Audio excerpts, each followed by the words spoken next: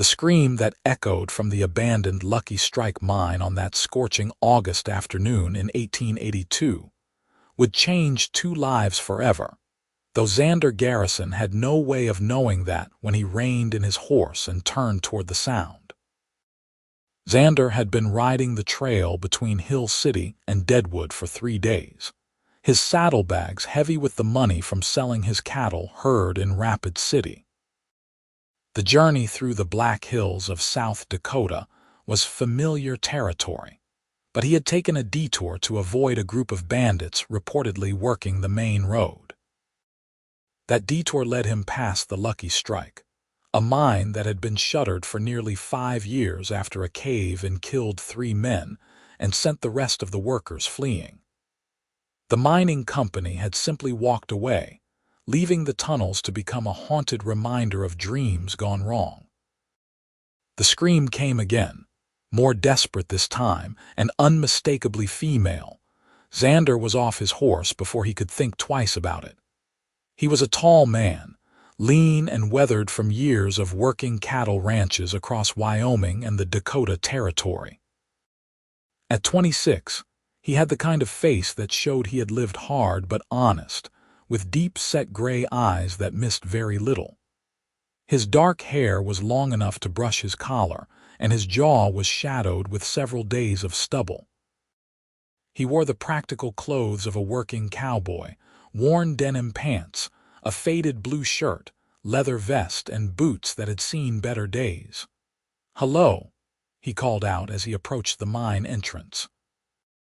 The wooden support beams were rotting, and warning signs that had once been posted lay trampled in the dirt. "Anyone in there? Help me. Please, someone help me." The voice was strained, terrified, and came from deep within the mine. Xander cursed under his breath. He had no mining experience, and everyone knew abandoned mines were death traps. But that voice belonged to someone in genuine distress, and he could not just ride away. He quickly assessed his supplies. He had rope, a canteen, his rifle, and most importantly, the materials to make a torch. Within minutes, he had fashioned a crude but effective torch from a broken fence post he found near the mine entrance, wrapping it with cloth torn from an old shirt in his saddlebag, and soaking it with lamp oil he carried for his own lantern. The torch flared to life with a strike of his match, and Xander held it high as he stepped into the darkness of the Lucky Strike mine. The temperature dropped immediately, and the air smelled of damp earth and decay. The tunnel sloped downward at a gentle angle, and Xander could see evidence of the old mine's prosperity in the timber supports and the remnants of rail tracks for ore carts. But 5 years of neglect had taken their toll. Water dripped from unseen cracks above, and the wooden beams groaned ominously. "Keep talking so I can find you," Xander called out, his voice echoing strangely in the confined space. "I am here. I fell through a shaft and I cannot get out." The woman's voice was closer now, coming from somewhere to his left.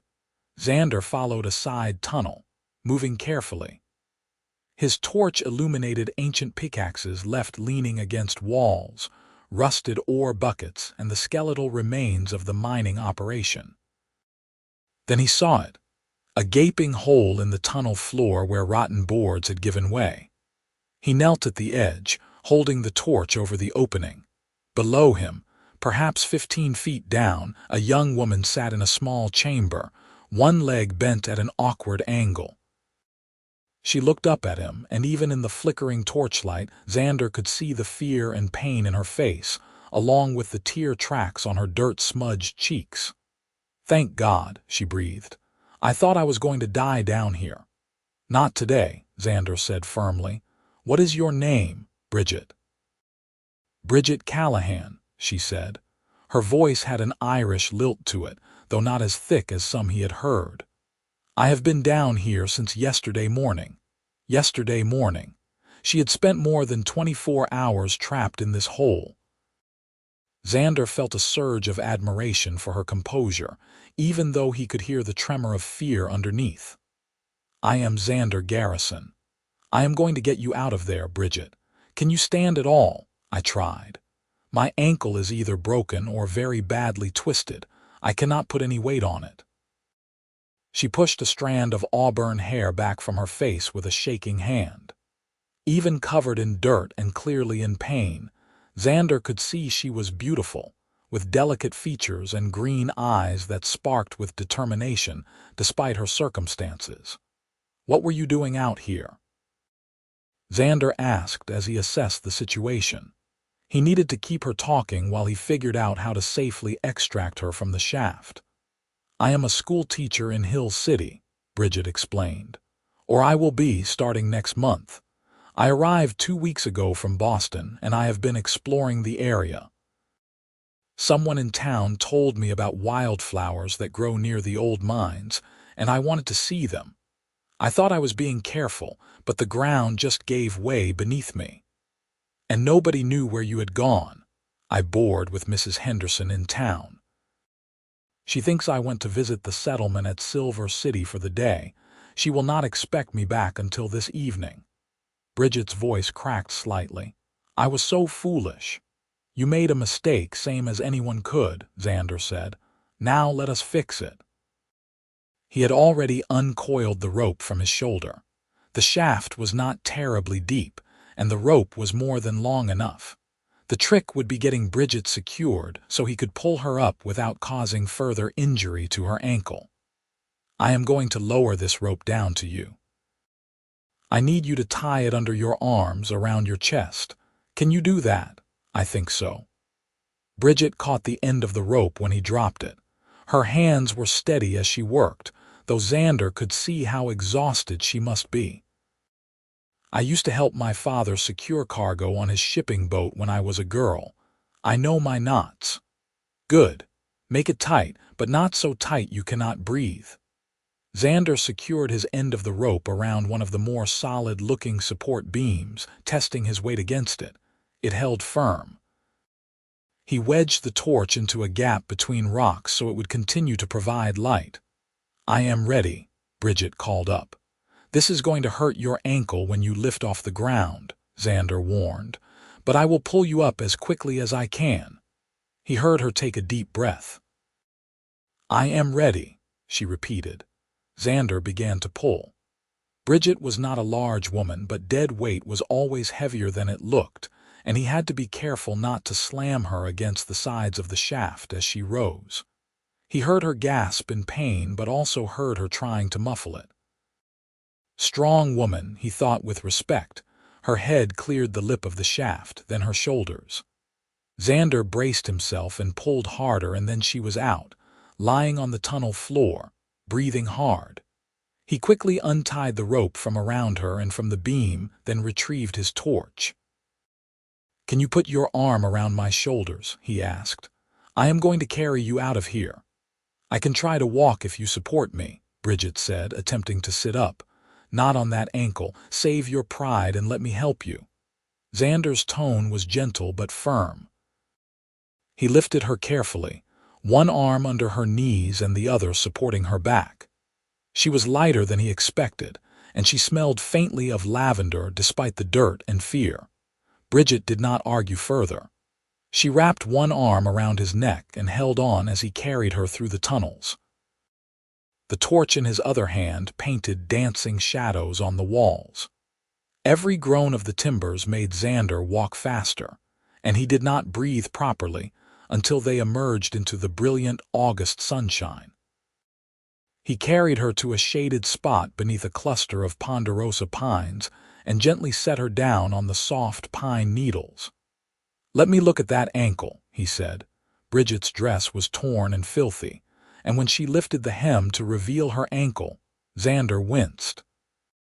It was swollen to nearly twice its normal size and already showing deep purple bruising. It is definitely not broken, he said after a careful examination that made her hiss in pain. But it is a bad sprain. You will need to stay off it for several weeks. Several weeks, Bridget looked dismayed. But school starts in 3 weeks. I have so much to prepare. Better to prepare sitting down than not prepare at all because you are dead in a mine shaft, Xander pointed out. He went to his horse and returned with his canteen. Drink this. You must be parched. Bridget took the canteen gratefully and drank deeply. Thank you, she said when she finally lowered it. Thank you for stopping, for coming into the mine, for everything. I truly thought I was going to die down there. How did you survive a whole day and night without water? Xander asked. There was water dripping from the rocks. I caught what I could in my hands. She looked down at her filthy palms and laughed shakily. I probably swallowed half the dirt in the Black Hills along with it. Xander found himself smiling despite the seriousness of the situation. Well, you are alive, and that is what matters. But we need to get you back to Hill City and to a doctor. Hill City is 8 miles from here, Bridget said. I walked all morning to reach this area. Then it is a good thing my horse is strong enough to carry two. Xander stood and offered his hand. Come on, Miss Callahan. Let us get you home. Getting Bridget onto the horse was an awkward affair that involved a lot of careful maneuvering and a few more gasps of pain from her. But finally, she was settled in front of the saddle and Xander swung up behind her. He wrapped one arm around her waist to hold her steady and took the reins in his other hand. Comfortable? He asked. That is a relative term at the moment, Bridget said, but there was a hint of humor in her voice. But I am secure, if that is what you are asking. The ride back to Hill City was slow. Xander kept the horse to a walk to avoid jostling Bridget's injured ankle more than necessary. The sun beat down on them relentlessly, and by the time they reached the outskirts of town 2 hours later, they were both sunburned and exhausted. Hill City, in 1882, was a bustling little town that had grown up around the mining boom in the Black Hills. It had survived the initial frenzy of the gold rush, and had settled into a more stable existence as a supply center for the remaining mines and the ranches that were beginning to dot the surrounding hills. Main Street featured a dozen businesses including a general store, a saloon, a hotel, a church, and importantly, a doctor's office. People stopped and stared as Xander rode down Main Street with a filthy, injured woman cradled in front of him. He ignored the looks and headed straight for the doctor's office, a neat white building with a painted sign that read Dr. Samuel Hutchins, physician.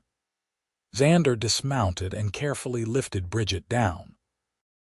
She had gone quiet during the last part of the ride, and he suspected exhaustion and pain were catching up with her. He carried her up the steps and kicked at the door with his boot since his hands were full. An older woman with steel gray hair and a no-nonsense expression opened the door. Her eyes widened when she saw Bridget. Good Lord, that is our new schoolteacher. What happened? She fell in an old mine shaft, Xander explained. Badly sprained ankle, maybe worse. She needs the doctor. Samuel, the woman called over her shoulder. Emergency. She stepped aside to let Xander carry Bridget into the cool interior of the office. I am Mrs. Hutchins, the doctor's wife. Put her on the examination table. Dr. Hutchins appeared from a back room, a distinguished-looking man in his 50s with kind eyes and capable hands. He immediately began examining Bridget's ankle while his wife fetched water and clean cloths. You are a very lucky young woman, the doctor said after his examination. This is a severe sprain, but nothing is broken. However, you will need to keep your weight off this foot for at least 3 weeks, possibly 4. That is what Mr. Garrison said, Bridget replied. She looked at Xander, who stood near the door, hat in hand. He saved my life. Then we are all in his debt, Dr. Hutchins said warmly. He began wrapping Bridget's ankle with practiced efficiency. I assume you are staying with Charlotte Henderson. Yes, on Pine Street. I will send my wife to inform her of the situation. She will be worried sick when you do not return from Silver City as expected. The doctor secured the bandage. "You will need to stay off this ankle completely for at least a week, Miss Callahan. After that, you can begin to put minimal weight on it with crutches, but you must be careful." "I understand." Bridget looked exhausted but relieved. Mrs. Hutchins reappeared with a clean dress. "Let me help you change out of those ruined clothes, dear. Then we will get you home and into bed." Xander took that as his cue to leave. He started toward the door, but Bridget's voice stopped him. "Mr. Garrison, wait." He turned back. Bridget was looking at him with those remarkable green eyes, and he felt something shift in his chest that had nothing to do with the exertion of the day. "I do not know how to thank you properly," she said. "You risked your life to save mine." "Anyone would have done the same," Xander said, though he suspected that was not entirely true. Plenty of men might have heard those screams and decided the risk was too great. "Nevertheless, I am grateful." Bridget held his gaze. "Will you still be in Hill City?" "I would like to thank you properly when I am not covered in mine dirt." Xander hesitated. He had been planning to ride on to Deadwood, conduct his business there, and then head back to Wyoming where he had prospects of work on a ranch near Cheyenne. But looking at Bridget Callahan, even bedraggled and injured as she was, he found himself reconsidering. "I need to stay in the area for a few days to conduct some business," he heard himself say. "I will check in to make sure you are recovering well." Bridget smiled, and it transformed her face from merely pretty to genuinely beautiful. "I would like that very much." Xander nodded to the doctor and his wife, settled his hat back on his head, and walked out into the late afternoon sunshine. His horse was still hitched outside, patiently waiting. He patted the animal's neck absently, his mind on the woman he had just left inside. He should ride on, he told himself. He had money to deliver, work waiting, a life to get back to. Getting involved with a woman, especially one who was clearly educated and refined, was not part of his plans. He was a drifter, a cowboy who went where the work took him. Men like him did not end up with women like Bridget Callahan. But even as he thought it, he was walking his horse down the street toward the Hill City Hotel, already planning to stay at least a few more days. The hotel was a modest two-story affair run by a cheerful man named Otto Schmidt, who asked no questions when Xander paid for a week in advance. The room was small but clean, with a narrow bed, a washstand, and a window that looked out over Main Street. Xander cleaned himself up, changed into his only other shirt, and then went down to the hotel dining room for supper. The food was simple but good: steak, potatoes, and beans with strong coffee to wash it down. Xander ate mechanically, his mind elsewhere. He kept seeing Bridget's face looking up at him from that mine shaft, the fear and hope warring in her eyes. He kept feeling the weight of her in his arms as he carried her out, the trust she had placed in him. After supper, he walked the streets of Hill City as the sun set behind the Black Hills. The town was settling into its evening rhythms. The saloon was getting loud with miners and cowboys seeking entertainment. Families were sitting on their porches enjoying the cooler air, and somewhere a dog was barking. It was a pleasant town, Xander thought. A place where a man could settle down if he had a mind to, but he had never been the settling type. His father had died when Xander was 12, leaving his mother with 4 children and no means of support. Xander, as the eldest, had gone to work immediately, taking whatever jobs he could find. By 16, he had been working cattle drives. By 20, he had been a top hand on ranches across 3 territories.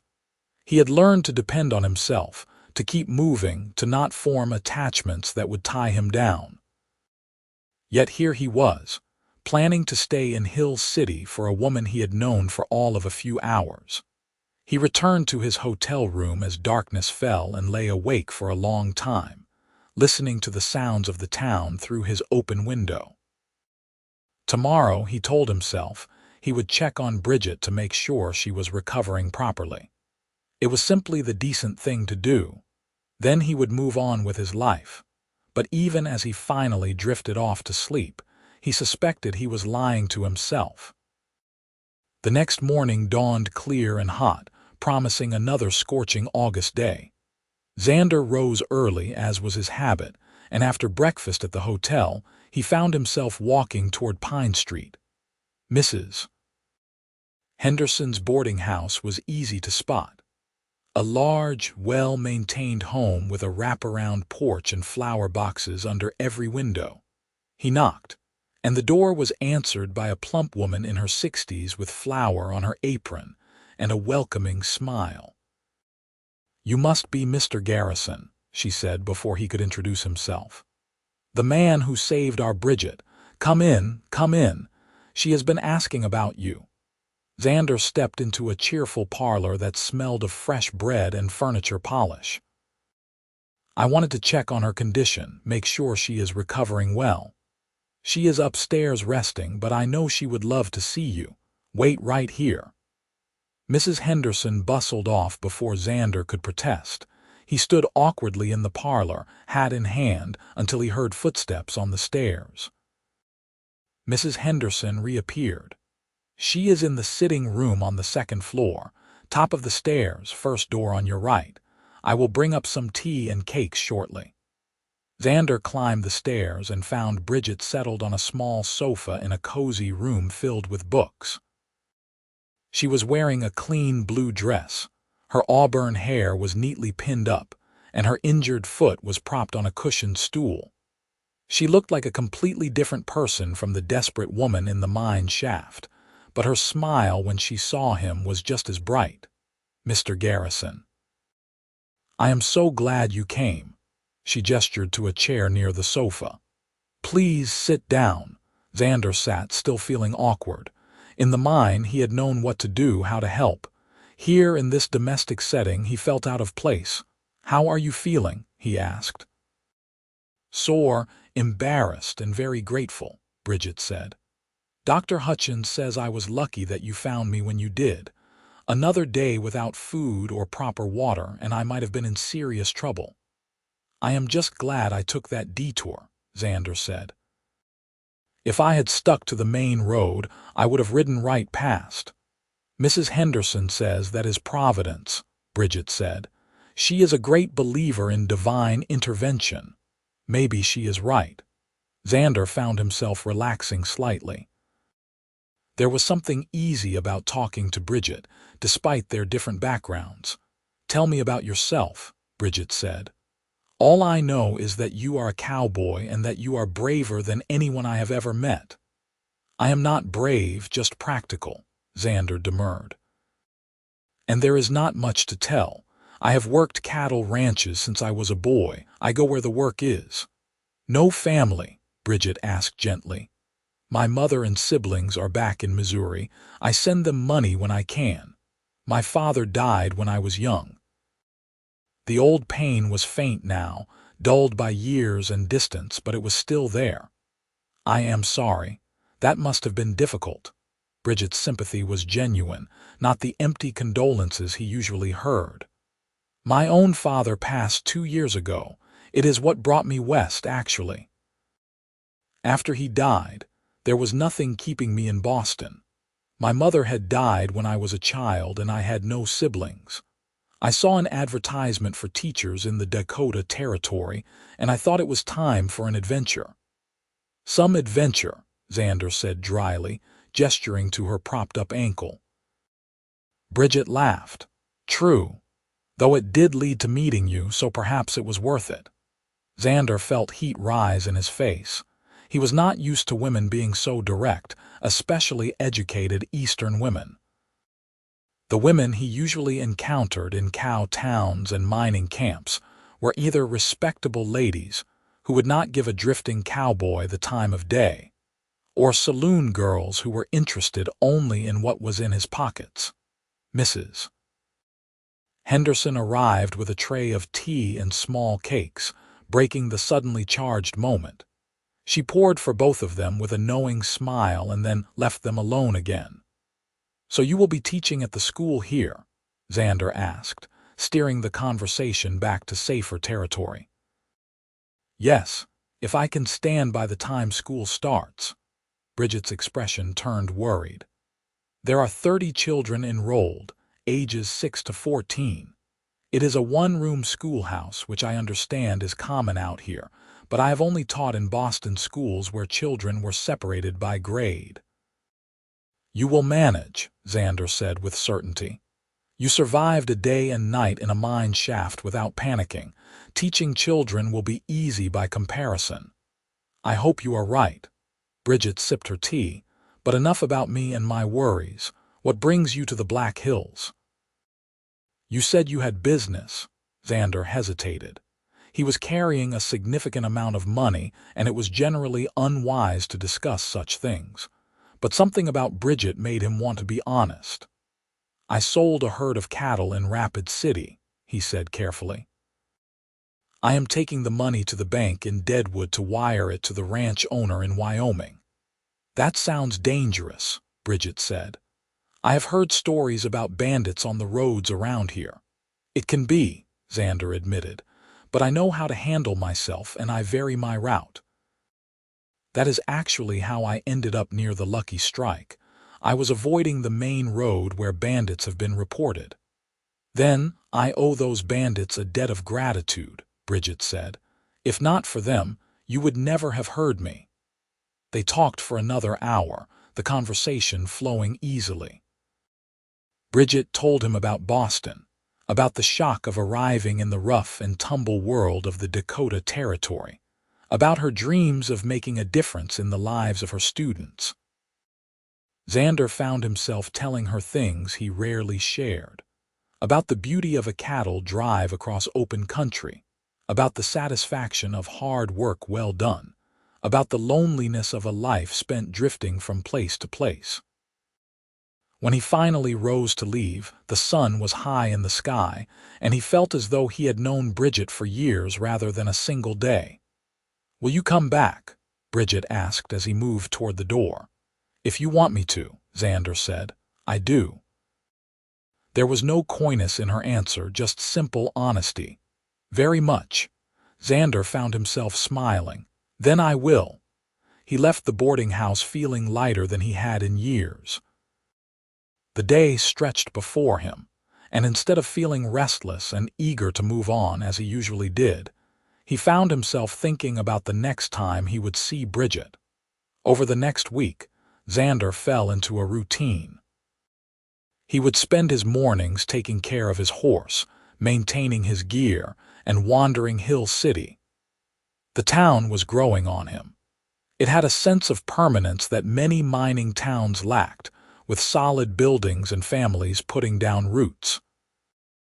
The people were friendly once they learned he was the man who had saved their new schoolteacher, and he found himself drawn into conversations at the general store and the livery stable. Every afternoon, he would visit Bridget. Sometimes they would sit in the upstairs parlor and talk for hours.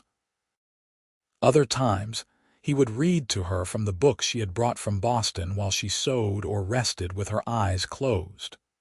Once, when the heat was particularly intense, he carried her downstairs to the front porch where there was a breeze, and they sat together watching the town go by. He learned that she loved poetry and could recite entire passages from memory. He learned that she had a wicked sense of humor hidden beneath her proper Eastern manners.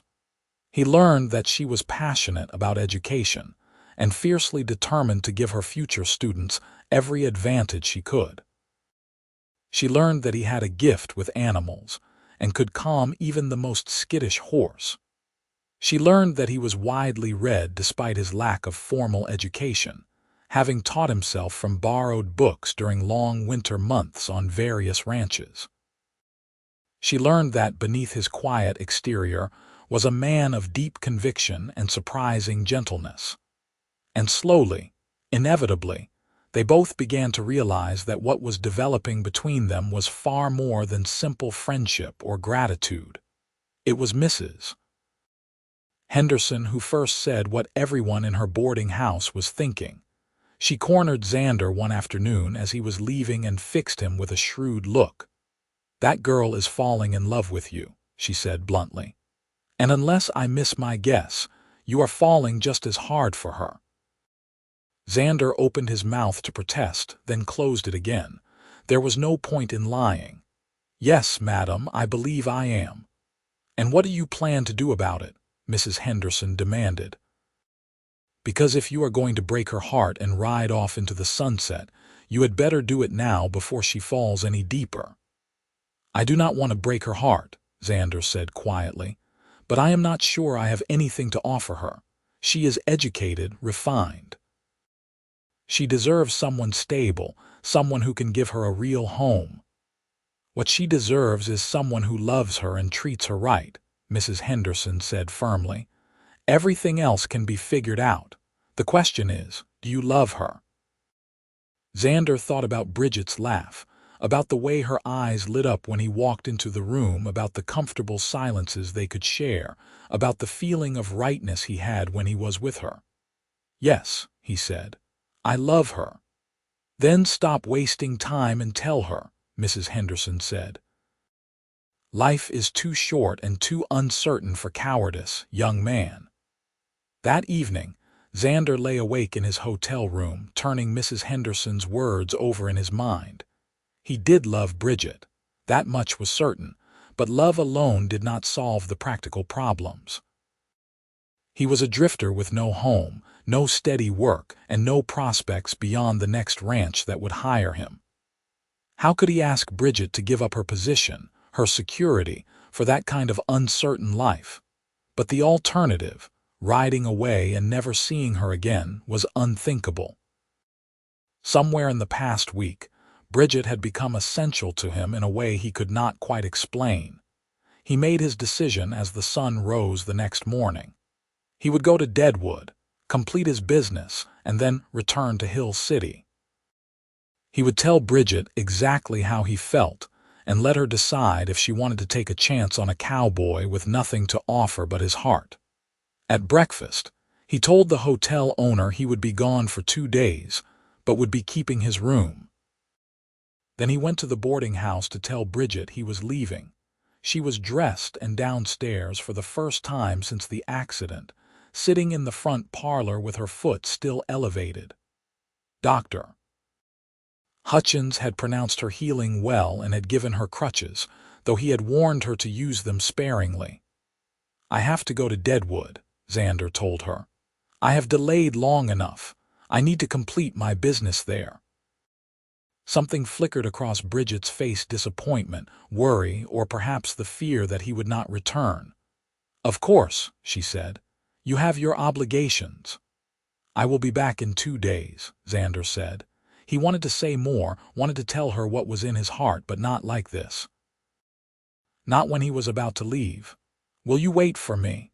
"Yes." Bridget's voice was soft but certain. "I will wait." Xander rode out of Hill City with mixed feelings. Part of him was eager to complete his task and return to Bridget. Another part worried that 2 days apart would give her time to realize that a cowboy was not a suitable match for a schoolteacher. The ride to Deadwood took most of the day.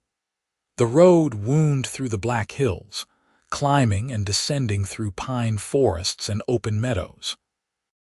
Xander kept alert for trouble, his hand never far from his gun, but the journey was uneventful. Deadwood in 1882 was still a wild town, though it had calmed somewhat since the early days of the gold rush. Xander found the bank easily enough and conducted his business, wiring the cattle money to his employer in Wyoming. The bank manager gave him a receipt and a small commission for his trouble. With that task complete, Xander should have headed straight back to Hill City. Instead, he found himself drawn to the jeweler's shop he had noticed near the bank. The proprietor, a German immigrant with careful hands and sharp eyes, showed him rings and lockets, but Xander's attention was caught by a delicate silver bracelet inlaid with small pieces of turquoise. "That is fine work," the jeweler said, noticing his interest.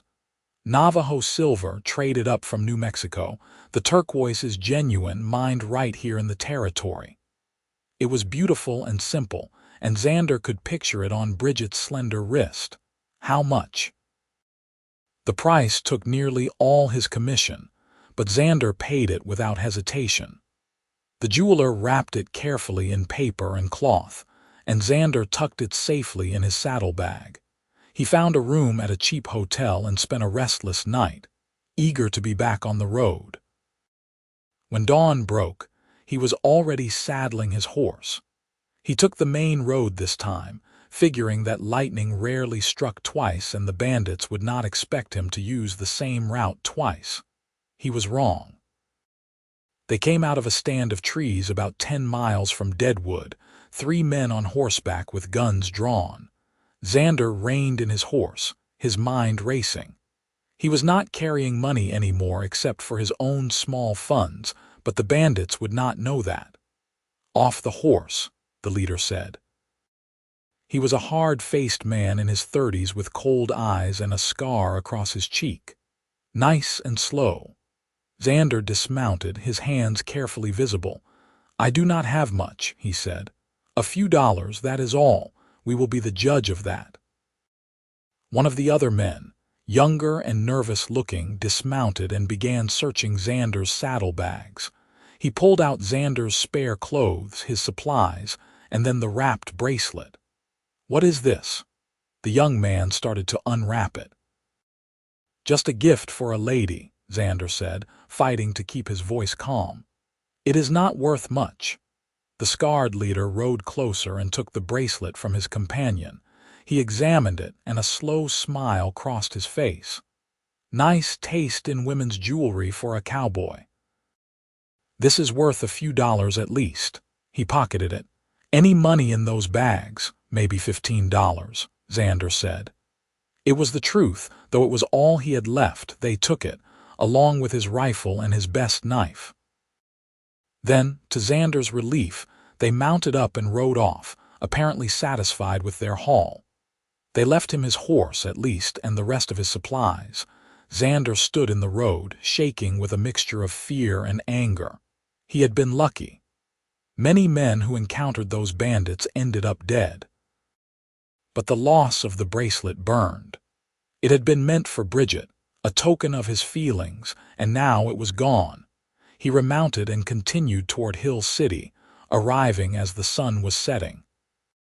He was tired, angry at himself for taking the main road and feeling oddly bereft without the bracelet to give Bridget. He went straight to the boarding house. Mrs. Henderson opened the door and took one look at his face. "What happened?" she demanded. "Bandits." "I am fine, but they took what I had." Xander removed his hat. "Is Bridget available?" "She is in the parlor. Go on in." Bridget was standing by the window, using only one crutch for support. She turned when she heard his footsteps, and her face lit up with relief and joy. "You came back," she said. "I told you I would." Xander crossed the room to her. Standing this close, he could see the flecks of gold in her green eyes, could smell the lavender soap she used. "Bridget, I need to tell you something." "I need to tell you something too," she said, "but you go first." Xander took a deep breath. "I am not good with fancy words. I am just a cowboy who drifts from job to job with no home and no real future. But this past week with you has been the best week of my life. When I am with you, I feel like I have found something I did not even know I was looking for. I think what I am trying to say is that I love you, Bridget Callahan. I know I should not, and I know I have nothing to offer you, but I do." Bridget's eyes filled with tears, but she was smiling. "Oh, Xander, I love you too. I have known it for days, but I was afraid you would think I was just grateful for the rescue." "This is not gratitude," Xander said firmly. "What I feel for you has nothing to do with that mine shaft. I know." Bridget reached up and touched his face, her fingers gentle on his stubbled jaw. "When you left yesterday, I realized that I would rather have an uncertain future with you than a secure life without you." Xander pulled her carefully into his arms, mindful of her injured ankle. She fit against him perfectly, her head tucked under his chin. They stood like that for a long moment, just holding each other. "I had a bracelet for you," Xander said finally. "Turquoise and silver, but the bandits took it." "I do not need a bracelet," Bridget said. "I just need you." "You will have me," Xander promised, "for as long as you want me. Then I will have you forever." Bridget pulled back enough to look up at him. "But we need to be practical. I have a teaching contract here in Hill City. I cannot break it." "I would not ask you to," Xander said. "I can find work around here. Ranch work, maybe work at one of the mines." "We will make it work." "Mrs. Henderson says married women can teach in this territory," Bridget said, a hint of color rising in her cheeks. "It is not like back east where marriage means giving up your position." "Married," Xander repeated. The word hung between them, full of promise and possibility. "Bridget, are you saying you would marry me?" "I am saying that I want a life with you," Bridget said. "However that looks. But yes, if you are asking, then my answer is yes." Xander kissed her then, a gentle kiss full of promise and love. When they finally broke apart, they were both smiling. The next few weeks passed in a blur of planning and preparation. Bridget's ankle healed steadily, and by the time school was set to start, she could walk without crutches, though she still tired easily. Xander found work at the Miller Ranch 5 miles outside of Hill City, a spread that ran cattle and horses. The owner, a gruff but fair man named Thomas Miller, hired Xander on the spot after seeing him work with a difficult horse. The wedding took place on a Sunday afternoon in late September in the small church on Main Street. Bridget wore a simple white dress that Mrs.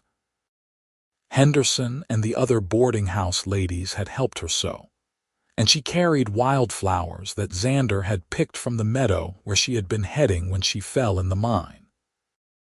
Xander wore new clothes purchased for the occasion, feeling uncomfortable in the stiff collar but willing to endure it for Bridget's sake. He stood at the front of the church, watching her walk toward him with her hand on Mrs. Henderson's arm, and felt his throat tighten with emotion. The entire town seemed to have turned out for the wedding. The church was packed with townspeople, miners, ranchers, and children who would soon be Bridget's students. Even Mr. Miller and his family had come in from the ranch. The ceremony was short and sweet. When the preacher pronounced them man and wife, Xander kissed his bride to enthusiastic applause and cheering. They had rented a small house on the edge of town, a 2-room cabin that needed work but had good bones. After the wedding reception, held in the church hall with food contributed by half the town, Xander carried Bridget over the threshold of their new home. "It is not much," he said, looking around at the bare walls and simple furniture. "It is ours," Bridget said. "That makes it perfect." Their first months of marriage were an adjustment. Xander was used to bunkhouses and solitude, while Bridget was used to the refinement of Boston boarding houses. But they learned each other's rhythms and quirks. Xander discovered that Bridget was not a morning person, and that she sang when she was happy. Bridget learned that Xander liked his coffee strong enough to stand a spoon in, and that he had nightmares, sometimes about his father's death, that only her presence could soothe. Bridget threw herself into teaching with passion and determination. Her 1-room schoolhouse was always full, and she had a gift for making even the most reluctant student eager to learn. Xander would sometimes stop by after work to walk her home, and he would see the love and respect her students had for her. He worked hard at the Miller Ranch, earning a reputation as one of the best horsemen in the territory. Mr. Miller came to rely on him more and more, eventually making him the ranch foreman with a salary that allowed them to save money for the first time in Xander's life. That first winter in Hill City was hard, with bitter cold and snow that piled up to the windowsills. But Bridget and Xander would huddle by their fire in the evenings, reading to each other or just talking, and Xander thought he had never been happier. Spring came, and with it, news that made Bridget both excited and nervous. She was pregnant. They had hoped for children but had not expected it to happen so soon. Xander was thrilled and terrified in equal measure. His own father had died young, leaving his family struggling. What if something happened to him? What if he could not provide for his child? Bridget, practical as always, took his face in her hands one evening when she saw the worry in his eyes. "We are going to be fine," she said firmly. "We have each other, we have this community, and we have love. That is more than many families have." She was right, as she usually was. As her pregnancy progressed, the whole town seemed to adopt them as special favorites. Mrs. Henderson sent over food constantly. The ranch wives gave Bridget advice and hand-me-down baby clothes. Dr. Hutchins promised he would be available day or night when the time came. In October of 1883, just over a year after Xander had pulled Bridget from that mine shaft, she gave birth to a healthy baby boy. They named him Samuel, after the doctor who had treated Bridget's ankle, and Xander held his son with hands that shook with awe and love. "He is perfect," he whispered, looking down at the tiny face. "Of course he is," Bridget said tiredly from the bed. "He is ours." As Samuel grew, Xander split his time between the ranch and his family. He taught his son to ride almost before the boy could walk. Bridget returned to teaching part-time, with Mrs. Henderson watching Samuel during school hours and loving every minute of it. 2 years later, they welcomed a daughter, whom they named Rose after Xander's mother. Samuel was delighted to have a little sister to protect, even at his young age. The Miller Ranch continued to prosper, and Mr. Miller, who had no children of his own, began to talk about Xander eventually taking over the operation. It was more than Xander had ever dreamed possible. A real future, a legacy to leave his children. The years passed in the way they do when life is full and busy. Samuel started school in his mother's classroom, bursting with pride that his mother was the teacher. Rose proved to have her father's way with animals, fearlessly approaching even the largest horses. A third child, a boy they named Daniel, arrived 5 years after Rose. Bridget became one of the most respected figures in Hill City. Her school had the highest literacy rate in the territory, and former students who went on to college always credited her with preparing them. She expanded the curriculum to include science and literature, and she fought successfully to get the town to build a larger schoolhouse. Xander took over management of the Miller Ranch when Thomas retired in 1890. With Bridget's careful financial planning and his own hard work, they eventually bought the ranch outright. It was renamed the Garrison Ranch, and it became known throughout the territory for the quality of its horses. On their 10th wedding anniversary, Xander took Bridget on a picnic to the meadow near the old Lucky Strike mine. The mine entrance had been properly sealed years before, no longer a danger to curious explorers. "You ever think about that day?" Bridget asked, leaning against Xander's shoulder as they sat on a blanket watching the sunset. "Every time I look at you," Xander said, "I think about how close I came to riding right past, how different my life would be if I had not heard you scream." "Providence," Bridget said, echoing Mrs. Henderson from so long ago. "I was meant to fall in that mine shaft so you could find me. We were meant to find each other." "I believe that," Xander said. He pulled a small box from his pocket. "I have something for you." Bridget opened it and gasped. Inside was a bracelet of turquoise and silver, similar to the one he had tried to give her 10 years before. "I have been looking for one like it for years," Xander explained. "I wanted you to have it. Better late than never." Bridget held out her wrist, and Xander fastened the bracelet on her. The turquoise gleamed in the fading light. "It is beautiful," she said, "but you know I never needed it." "I know," Xander said, "but I needed to give it to you. My first gift to you was freedom from that mine shaft. I wanted the second one to be something beautiful that would last." "You have given me so much more than a bracelet," Bridget said. "You gave me a life beyond anything I imagined when I left Boston. You gave me children, a home, a purpose, and love. So much love." They sat together as the stars came out, two people who had found each other against all odds in the wild and beautiful Dakota Territory. The years continued to unfold like the pages of a well-loved book. Samuel grew into a serious young man who shared his father's gift with horses and his mother's love of learning. He attended college in Chicago, then returned to help run the ranch. Rose married a young lawyer in Hill City and opened a school of her own in a neighboring town. Daniel became a veterinarian, the first in the region, and his practice served ranchers throughout the Black Hills. As Xander and Bridget grew older, they watched Hill City transform from a rough mining town into a proper city with schools, churches, hospitals, and libraries.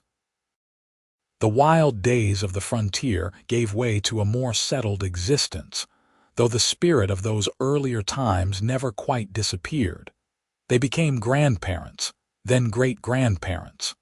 Their house was always full of children and laughter.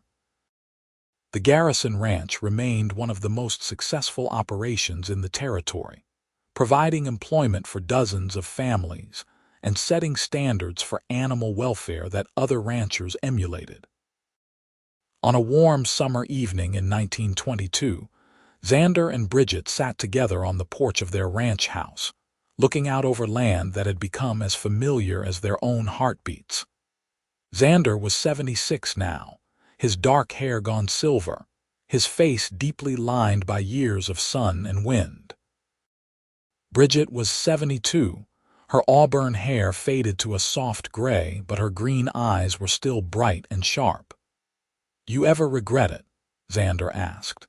It was a question he had asked periodically over the years, never quite believing that she did not miss the refinement and culture of the East.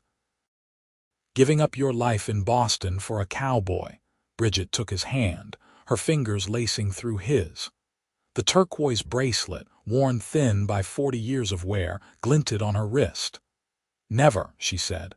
"Not for a single moment. You saved my life that day in the mine, Xander. But more than that, you gave me a life worth living. You gave me love, adventure, children, purpose, and joy. What more could anyone ask for?" "I am the one who should be grateful," Xander said. "I was drifting before I met you, never settling, never putting down roots. You gave me a home, a family, a reason to stay in one place. You gave me everything." "Then we are even," Bridget said, squeezing his hand. "Two lost souls who found each other in the Black Hills and built something beautiful together." They sat in comfortable silence, watching the sun set behind the same hills where their story had begun 40 years before. Around them, their world was changing. Automobiles were becoming common. Electricity was coming to even remote areas, and the wild frontier of their youth existed only in memories and stories. But some things remained constant: the love between them, the family they had built, and the knowledge that they had lived fully and well. Inside the house, they could hear their grandson practicing piano, the notes floating out through the open windows. Their granddaughter was in the kitchen helping prepare supper, and their son Samuel was in the barn with his own children, teaching them about the horses the way Xander had once taught him. "I think we did all right," Xander said, gesturing to encompass their home, their land, and the family within. "Better than all right," Bridget corrected. "We built something that will last, something our children and grandchildren will carry forward.